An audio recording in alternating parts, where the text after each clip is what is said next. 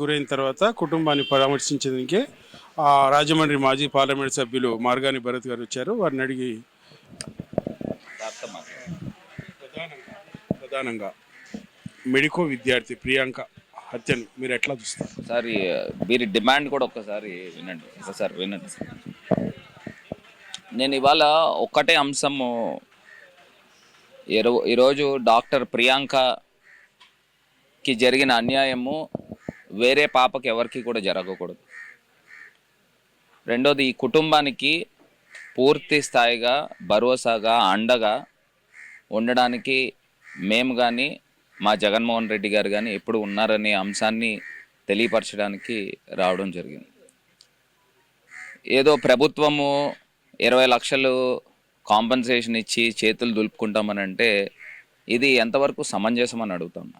ఏంటంటే 20 లక్షలు, ఇదేమన్నా యాక్సిడెంటా? ఒక మర్డర్ లాగా తలకాయ మించి కారు ఎక్కించుకుని వెళ్ళిపోతే 3 రోజుల పాటు గతి లేదు. మాకు తెలిసి మేము ఇవాళ బయటకు వచ్చిన తర్వాత ప్రెస్ మీట్ పెట్టిన తర్వాత ఆ రోజు సాయంత్రం డిఎస్పీ ప్రెస్ మీట్ పెడతాడు. ప్రెస్ మీట్ పెట్టి ఒక చిన్న యాక్సిడెంట్ అని చెప్తాడు. సార్ నా ఫోన్ ఇవ్వండి, చూపిస్తాను. ఒక చిన్న యాక్సిడెంట్ అని చెప్తాడు డిఎస్పీ. ఎంత అన్యాయమో చూడండి. వాళ్ళు కట్టిన కేసు కూడా 125B కట్టారు. అంటే మామూలుగా రోడ్డు పైన ఏదైనా చిన్న చిన్న యాక్సిడెంట్లు జరుగుతాయి చూసారా, దానికి కట్టిన కేసు అది. అంటే నెగ్లిజెన్స్ కేసు కట్టారు. మేము వచ్చి దాన్ని ప్రెస్ మీట్ పెట్టిన తర్వాత 308 కట్టారు. Attempt to culpable homicide but not to murder అని కేసు కట్టారు. అది కూడా పెద్ద కేసు కాదు. నేను ఆ రోజే చెప్పాను సెక్షన్ 105 కట్టాలి అని ఆ రోజే చెప్పాను. ఇప్పుడు ఇవాళ 105 కట్టారు. నేను అడుగుతా ఉన్నా, ఎవరైనా కానీ మనకు కూడా పిల్లలు ఉన్నారు, మనకు కూడా కూతుర్లు ఉన్నారు, వాళ్ళకి న్యాయం చేయాలి అని అంటే ఎవరైతే నిందితులు ఉన్నారో ఆ నిందితులకు ఖచ్చితంగా ఉరిశిక్ష పడాలనేది డాక్టర్ ప్రియాంక తండ్రి కోరిక, వాళ్ళ కుటుంబ సభ్యుల కోరిక. ఇవాళ ప్రభుత్వం కూడా, రాష్ట్ర ముఖ్యమంత్రి చంద్రబాబు నాయుడు గారు ఎందుకు స్పందించారండి? మీరు ట్వీట్ పెడితే సరిపోతుందా? అసలు ముఖ్యమంత్రి గారు రావాల్సిన అంశము, వీళ్ళ కుటుంబ సభ్యుల్ని పరామర్శించాల్సిన అంశము. ముఖ్యమంత్రి గారికి ఖాళీ లేదు. ఎడ్యుకేషన్ మినిస్టర్ ఎవరండి? నారా లోకేష్.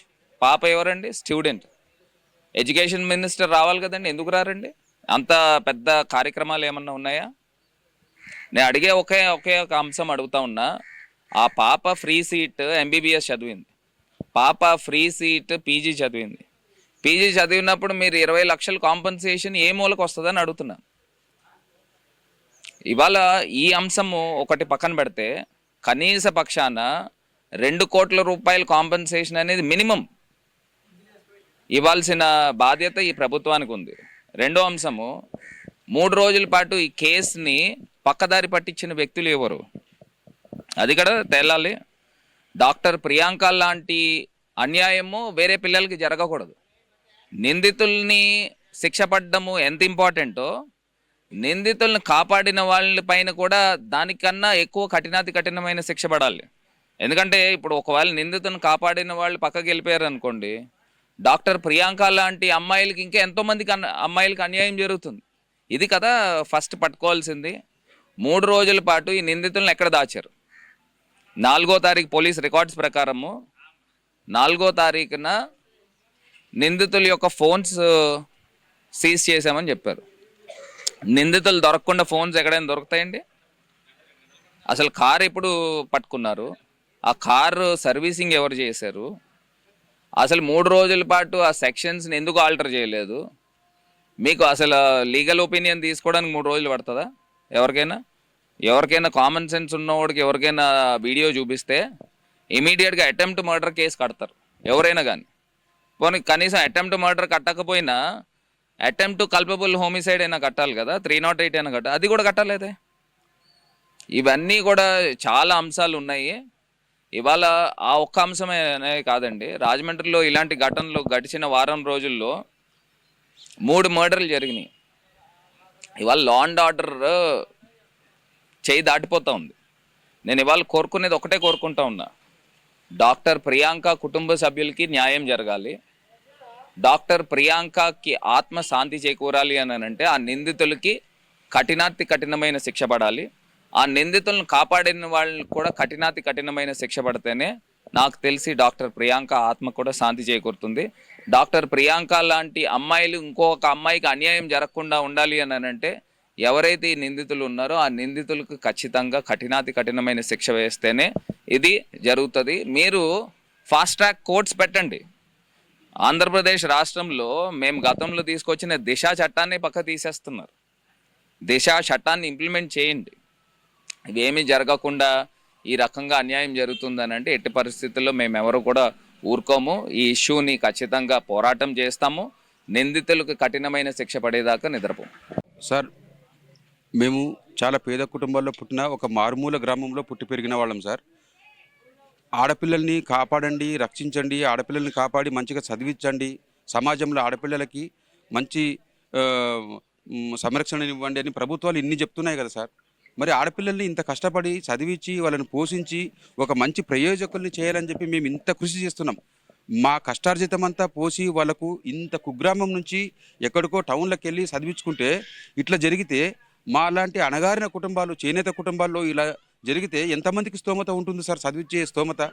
మేము అయినా కూడా ఇంత బేర్ చేసి ఇంత కష్టపడి మా కష్టార్జితం ఖర్చు పెట్టి ఇంత చదివించి కనీసం ఇంత పెద్ద కుటుంబంలో ఒకరు డాక్టర్గా తయారు చేస్తే మా అందరికీ వెలుగునిస్తుందని చెప్పి మేము ఆశపడ్డాం. చేతికొచ్చే టైంలో మా వెలుగులని మా ఆశాజ్యోతులని ఇట్లా చిదిమేసి చంపేస్తే ఈ చట్టాలు ఏం పనిచేస్తున్నాయని నేను ఇంతకుముందు కూడా నేను ప్రశ్నించడం జరిగింది సార్. ఈ రోజు వరకు ఎఫ్ఐఆర్ విషయంలో మేము న్యాయం చేస్తాము, కఠినంగా శిక్షిస్తాము అన్న చెప్పిన వాళ్ళు ఎఫ్ఐఆర్లో ఎందుకు సార్ సెక్షన్లు ఇంకా 102 ఎందుకు పెట్టకూడదు? మేము అడిగాం సార్ ఆ రోజే. సార్ ఎందుకు 125 బీనో ఏదో పెట్టారంటే చాలా చిన్నది అది. అంటే ఒక ఏదన్నా అన్ఫార్చునేట్గా తగిలితే పొరపాటున తగిలింది, ఏదో తాగారో తగిలింది అనే సింపుల్గా. ఒక ప్రాణం పోతే కూడా ఈ సెక్షన్లు ఏంటి సార్, ఇంప్లిమెంట్ చేస్తామన్నారు, అంటే సెక్షన్లు మారుస్తామన్నారు. ఇప్పుడు ఏమైంది? మా అమ్మాయి చనిపోయిన తర్వాత ఏ సెక్షన్లో పెట్టారు సార్? దాని విషయంలో నిన్న ఫోన్ చేస్తే సిఏ గారికి ఫోన్లు కట్ చేశారు. అంతకుముందు ఏం చెప్పారు? మీరు ఎప్పుడు ఫోన్ చేసినా మీకు ఏ ఇన్వెస్టిగేషన్లో ఏ వివరాలు కావాలన్నా ఇమ్మీడియట్గా ఇస్తామన్నారు. మరి ఎక్కడిది నిన్న? ఈ రోజు అడిగితే వాళ్ళు పెట్టింది ఏముంది సార్? ఆ సెక్షన్లు సరిపోతాయా? 105 సరిపోతాయా? ఖచ్చితంగా మరణశిక్ష కావాలని మేము కోరుకుంటున్నాం సార్.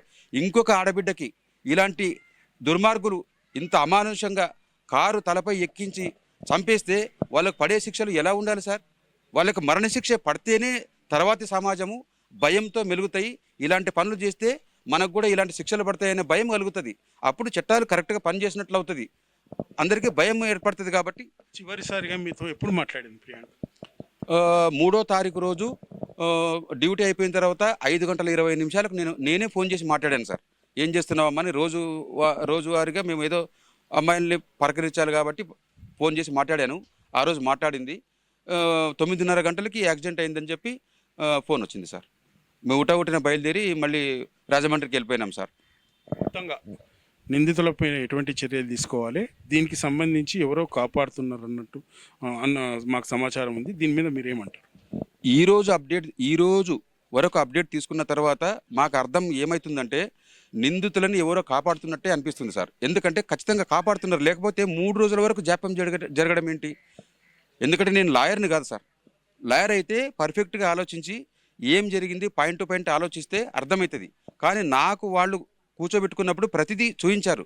కానీ ముఖ్యమైనవి ఎక్కడైతే అక్కడ జరిగిందో ఆ రోజు వాళ్ళ తల్లిదండ్రులు రారా సార్?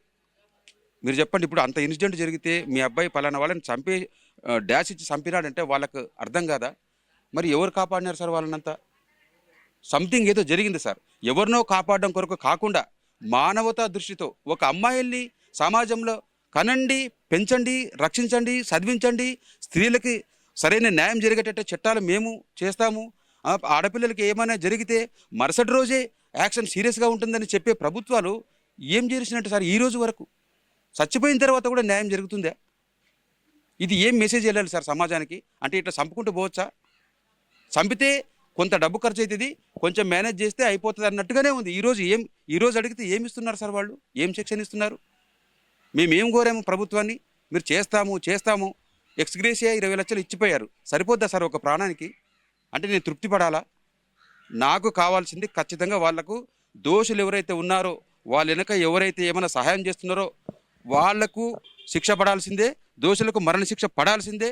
ఖచ్చితంగా ఈ విషయంలో నేను ఎంత దూరమైనా నేను పోరాడడానికి నేను సిద్ధంగా ఉన్నాను.